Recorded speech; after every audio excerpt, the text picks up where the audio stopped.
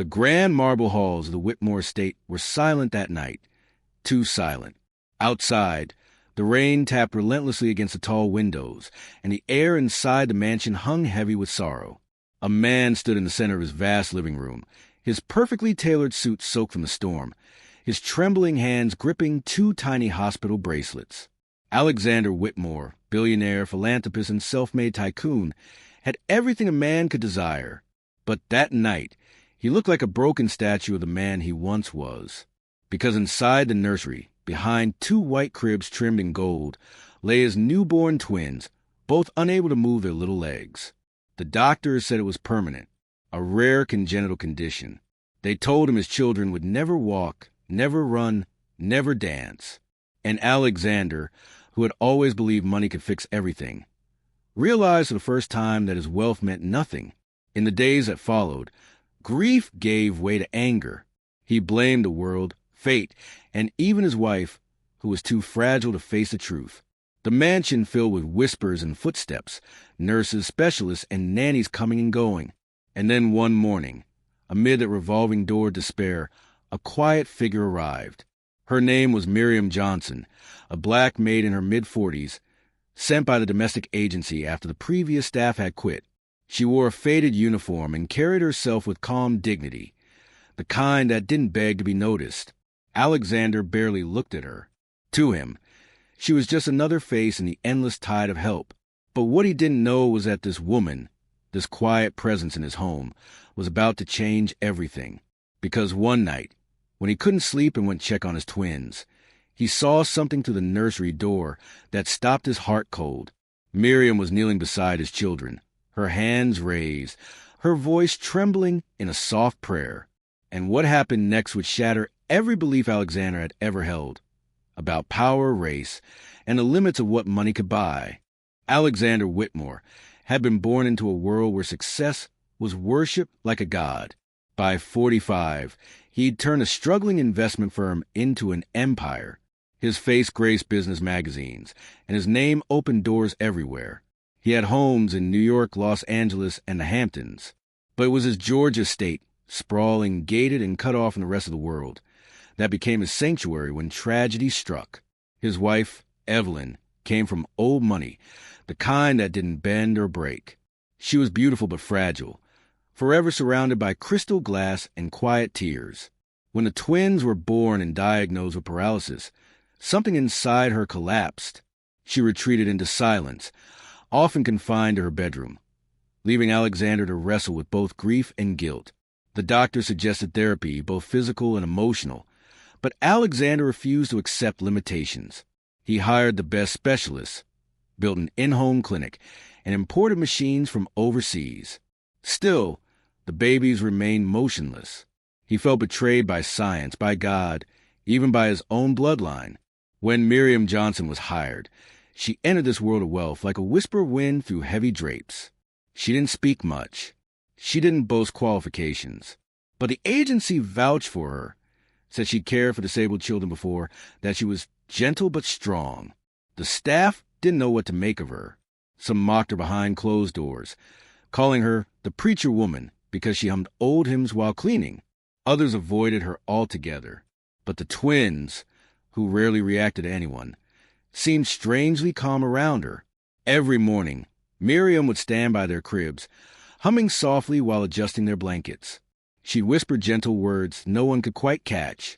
When Alexander passed by, he sometimes caught her staring out the window at the sunrise, lips moving in prayer. It irritated him. Religion had no place in his world.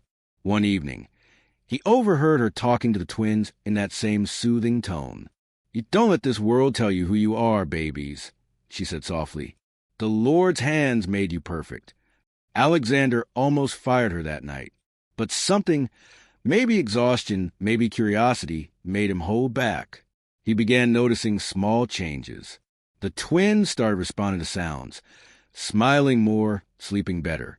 And though he refused to admit it, deep down, he wondered if this woman's presence had something to do with it. Weeks turned into months. The Whitmore mansion, once cold and lifeless, began to hum with a strange kind of warmth, all emanating from Miriam's presence. She treated the twins not as patients, but as miracles waiting to bloom. She didn't use machines or clinical exercises. She used touch, song, and faith. Every morning she would gently move their legs, whispering, "Come on, little ones, show me your strength." And every evening she prayed beside their cribs, her eyes glistening in the candlelight. One night, when Alexander couldn't sleep, he stood outside the nursery door. Inside, Miriam was humming the same tune he'd heard before, Amazing Grace. The twins giggled softly as she massaged their legs with warm oil. The sight pierced something deep inside him. He wanted to believe it was nonsense, superstition. Yet every day, the doctor's report seemed more hopeful. Slight improvements in nerve response. Tiny twitches. The specialist called it unexpected progress. Miriam called it God's hand. But not everyone in the household was pleased. The head housekeeper, Mrs. Langford, a stern woman loyal to Evelyn, began whispering rumors. She told Evelyn that Miriam was practicing voodoo, that she was manipulating the babies with strange rituals. Evelyn, already fragile, believed it. One afternoon, she stormed into the nursery and ordered Miriam to leave. "We don't need your folk magic," she spat. Miriam didn't argue. She simply lowered her head and said, "Yes, ma'am." But as she walked away, one of the twins, little Clara, began to cry uncontrollably for the first time in weeks. That night, Alexander found his wife sobbing in her room. "I can't stand her," she said through tears. "She makes me feel judged." Alexander stood silently. For years, he had dismissed anything he couldn't quantify: love, faith, humanity. But when Miriam was gone, even he could feel the house grow colder. The next morning, when he went to the nursery, he found Miriam already there, quietly folding blankets. "I thought my wife dismissed you," he said sharply. "She did," Miriam replied calmly. "But the babies were crying. I couldn't sleep knowing that." He didn't respond. But something in her tone, that quiet defiance mixed with compassion, disarmed him. Then came the moment that changed everything.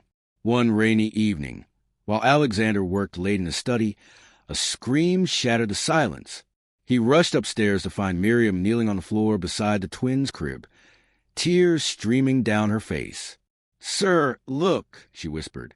Both babies were moving their legs. Weakly, but undeniably, Alexander froze. For a long moment, time itself seemed to stop. He watched as his children, once declared hopeless cases, kicked their feet, crying out softly as though testing their strength for the first time. The following days blurred into a storm of disbelief and emotion. Doctors flooded the estate, examining, testing, questioning. Every scan, every nerve study showed the same impossible truth. The twins were regaining mobility. The lead neurologist called it a medical anomaly. Evelyn called it a miracle. And Alexander, for once, had no words. Miriam, however, remained unchanged. She kept her humble routine, still praying softly, still caring for the twins with tenderness that no amount of money could buy. When reporters tried to reach the Whitmores after news of the recovery leaked, Alexander shut the gates. He wanted to keep this, whatever it was, sacred, but that peace didn't last. One evening, Alexander overheard two staff members mocking Miriam near the kitchen. "Bet she cast a spell," one said. "Probably fed those kids some potion." The other laughed. Something inside Alexander snapped. For the first time in his life, he defended someone who couldn't defend herself. "You don't speak about her that way," he thundered. "She saved my children." The staff fell silent. Word spread quickly. The billionaire had taken the maid's side. Yet Alexander couldn't shake one question. How? Late one night, he found Miriam again by the cribs. "Tell me," he asked softly, "how did you do it?" She looked up at him, her eyes tired but kind. "Sir, I didn't do anything your money couldn't buy. I just gave them something you forgot to give yourself, hope." Her words hit him harder than any financial loss ever could. He thought of the years he'd spent chasing power, neglecting the simple faith that once lived in his mother's songs, in his father's kindness. That night, for the first time since the twins were born, Alexander knelt beside Miriam and prayed, not for miracles, just for gratitude.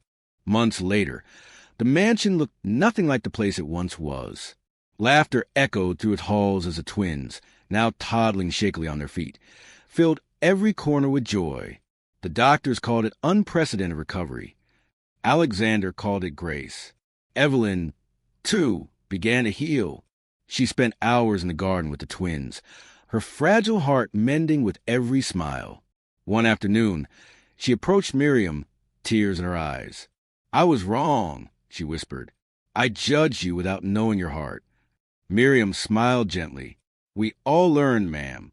That's what love is for."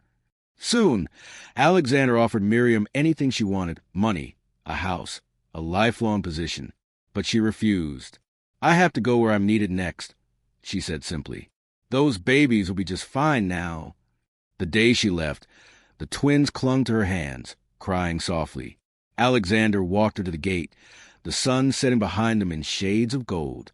"You've changed my family," he said quietly. "I'll never forget it." Miriam turned, her eyes glistening. "Just remember, Mr. Whitmore, not every miracle is loud. Sometimes it's a whisper in the dark." And with that, she walked down the long drive, disappearing into the horizon. In the months that followed, Alexander began to live differently. He reopened his foundation, this time focusing on hospitals that served underprivileged Black communities. He made sure every staff member in his company was treated with dignity, regardless of background. He often thought of Miriam when he saw his children running through the garden, the same children who were once told they'd never walk. And though he never saw her again, her spirit lingered in every laugh, every sunrise that painted his mansion in light. Years later, when the twins were old enough to understand, Alexander told them the story. "You're walking today," he said softly, "because someone believed in you when no one else did." And every year on the anniversary of their first steps, the Whitmore Foundation held an event called the Miriam Project, dedicated to helping children with disabilities, no matter their race or circumstance. In a world obsessed with status and wealth, one humble woman had reminded them of a truth too often forgotten, that kindness, faith, and love can do what even money cannot.